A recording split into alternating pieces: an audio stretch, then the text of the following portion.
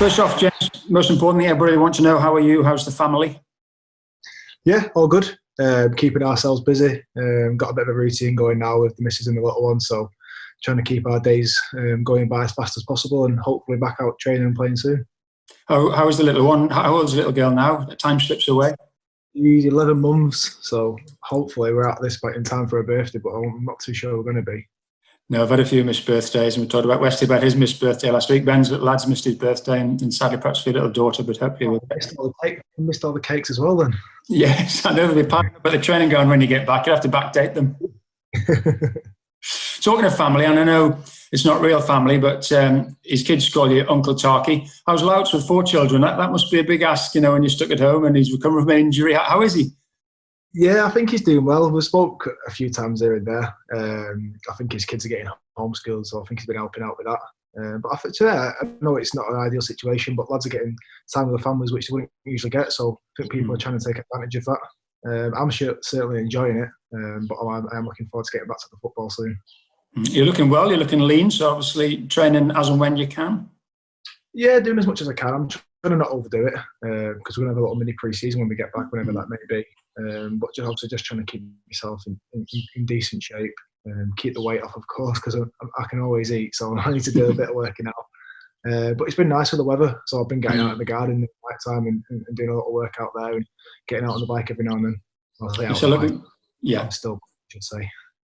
You're still looking fairly sharp. How are you managing on the haircut front? Because I know that you always look sharp, match days in particular. And Simon, tell me, the barber that your lads use, he keeps you looking well. How's that working out? Yeah, it's a bit overgrown. I actually shaved for you, Pete, to be honest. It's been going for 4 weeks, and I look very scruffy, so I made sure I had a little shave before I came down onto this. But I can hold out.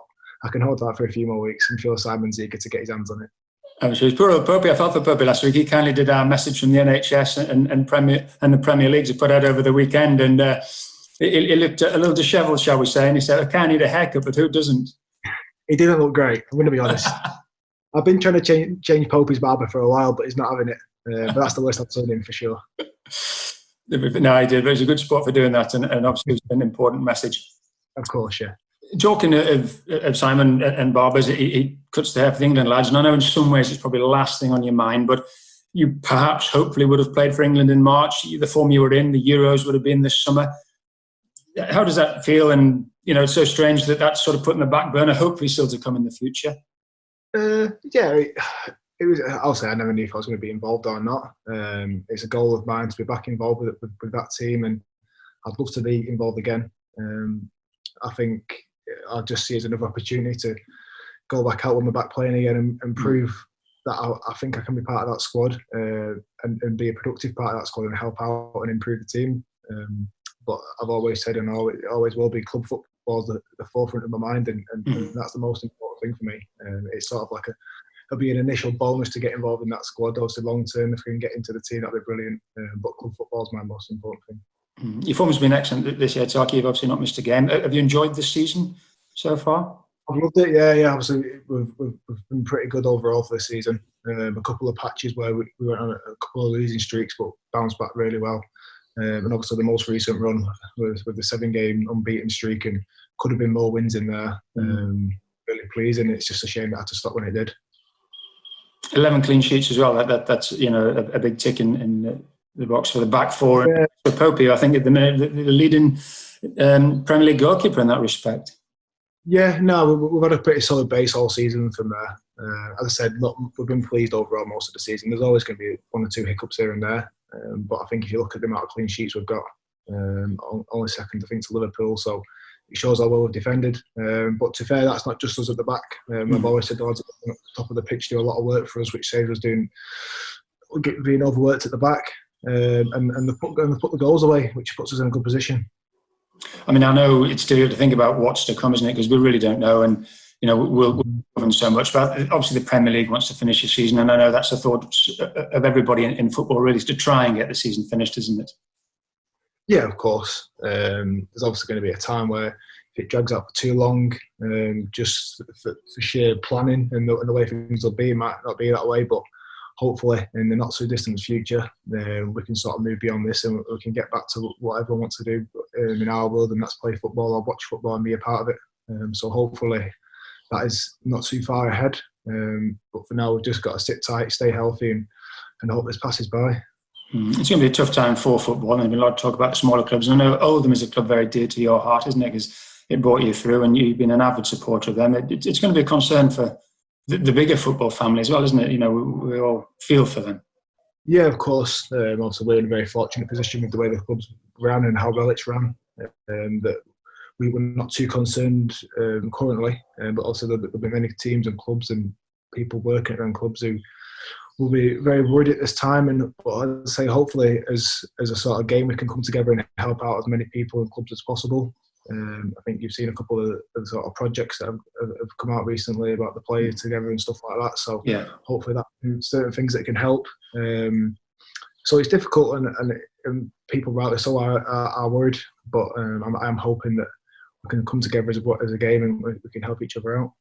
Players Together was a great initiative last week. Tarkowski, I presume you were right behind that. I know the sort of skippers led it, but I'm sure you were talking amongst yourselves to within the club to sort of get behind and back that. Yeah, to be fair, Skipper's been great. He's kept in the loop. He's got loads of information. He's put his opinion forward. That's what we want. And he's been really involved. And fair play to Ben and the other captains and people who've been involved on other clubs of getting something together. I think it was something that needed to be player-led. Not by anyone else, which has been led really well by a group of people. And that kind of initiative going forward should be massive for helping people out. Yeah, no, I think it's a fantastic thing you've done. That's the sort of serious stuff out of the way. In terms of the lighter stuff, how easy is it to keep in touch with the lads? And I know you're all a close-knit group, aren't you? But you're trying to sort of keep that going as best as you can. Yeah, we are. We obviously got the group between us all, which a bit of information will fly in every now and then. To be fair, it has been the more serious stuff that's been going in there more recently. Right. So that's sort of been the main focus. But then as the group, sort of the group bike session, which Shorty's been leading and the lads have been getting involved in. Do you do that on talks? As I know not everybody does it. Is that one that you do? I've been dipping in and out of it. That the kind of time it's sort of done that sort of fits in the same time as the little one's nap, so it's not always ideal. But I've done one or two. But I say, lads will all be staying fit. We all know that the focus of the season is still there to be done, and we still need to perform when we get back. So everyone's staying in shape as far as I'm aware. And we're all looking forward to back and being together. I suppose that'll be a big thing when you are back together. Again, there's talk that you might have to go back in staggered numbers. I mean, that's what other countries are doing. Who knows that? But how nice will it be to drive over that bridge for the first time into Barnfield? Yeah, I'm missing it. I'm missing the place. The day-to-day life of our club is brilliant, and I know from speaking to the lads I've spoken to how much they're missing it too. I say we're appreciating the family time, but we are looking forward to all getting back together and enjoying our football. How's your cooking skills? Because I know the chef looks after you down at the club, but having to make every meal now, I suppose. Yourself and your missus, how are you in the kitchen? Yeah, I help out. I slice a few tomatoes. Good answer. Yeah, I cook a few bits, but I'm not the busiest person in the kitchen. I leave that to the missus. She's the skilled. You're like Westy. Westy says at least he does the washing up. That's the only thing he does in the house. He does all the cleaning, from what I've heard. Anyway, that's what Barnsley told me. Yeah, and the gardener. Well, nice to see you've got a cuppa as well, which is, of course, Westy's trademark. And Willie Barnsley gave him a nice teapot for his birthday, so it's nice that those two are still thick as thieves. Yeah, they are. All the lads are doing their bits, aren't they? And I know there's a lot of media inquiries. It doesn't exactly stop completely. You've done a few bits yourself. You're chatting to us this afternoon. It's like such a strange thing that football's shut down, but it isn't quite, because people still love the game and everyone wants their slice of the action, don't they? Yeah, of course, and people just like talking about it, so it's nice. I've seen like live sessions on Instagram and on YouTube and whatever, Twitter, of people talking about football and just going over previous games, and a couple of things I've done on Sky Sports, so it's nice that the game's still talked about, but I'm sure everyone's just looking forward to actually getting back to watching the game and being a part of it again. We've screened a few games back to the fixture record, which the fans have really loved, and I just mentioned this to Westy last week, because we're halfway between the legs of the Aberdeen Europa Cup tie. I watched the first leg. I still can't believe that's a penalty. How was that a penalty? I'm baffled. I'm still baffled to this day. I don't know. I don't really know what happens. I still like to know what happens. Bizarre. I'm looking forward to the second leg, because it's on a knife edge, and I can't remember what happened, but I'm looking forward to the leg at Turf Moor. How good a night was that? I mean, that was a proper cup tie against Aberdeen, wasn't it? Fantastic. Yeah, fair. I loved the whole Europa League, and that first game away at Aberdeen. I know it weren't the most luxurious tie in terms of going to some exotic European country. But in terms of atmosphere and the whole occasion, I really enjoyed it. And obviously not the initial result at the end of the night, but it worked out in the end, no spoils. Yeah, exactly, yeah. And the next two, again, without going too much over ground, unique experiences, weren't they, both the oppositions that we played? Yeah, they were. I think we probably had one of the toughest runs to actually try and get to the qualification you could have had, really. And very unfortunate in the end to not make it into the group stages, but a great experience and memories I'll cherish forever, like I'm sure most of ours will.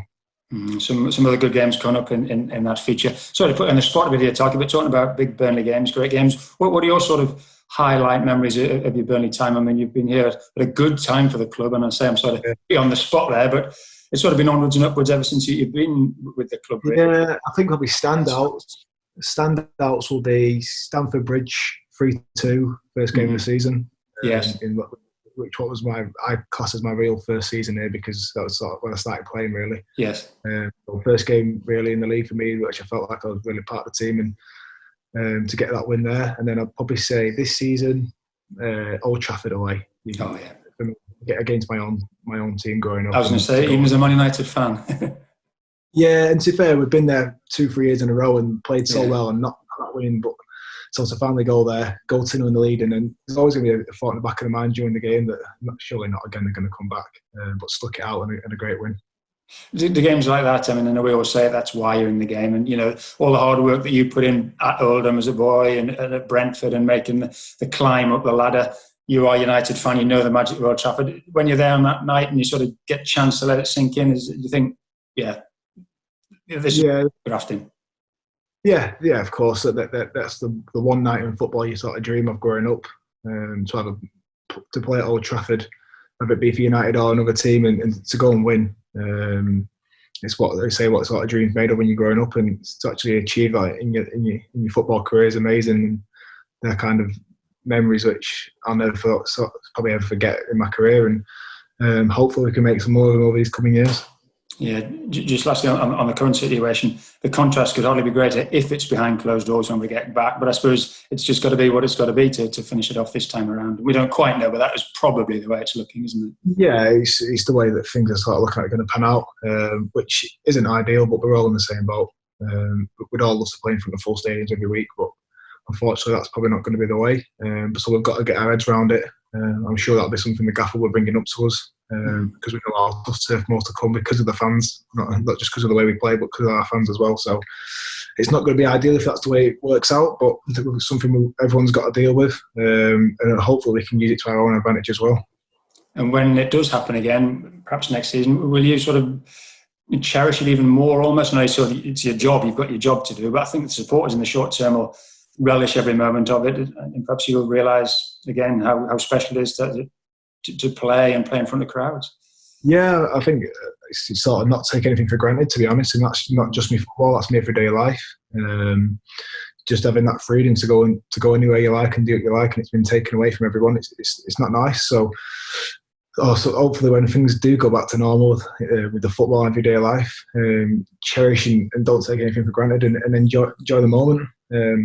I'm so lucky to be a Premier League footballer and to play at Turf Moor week in, week out, and be a part of that.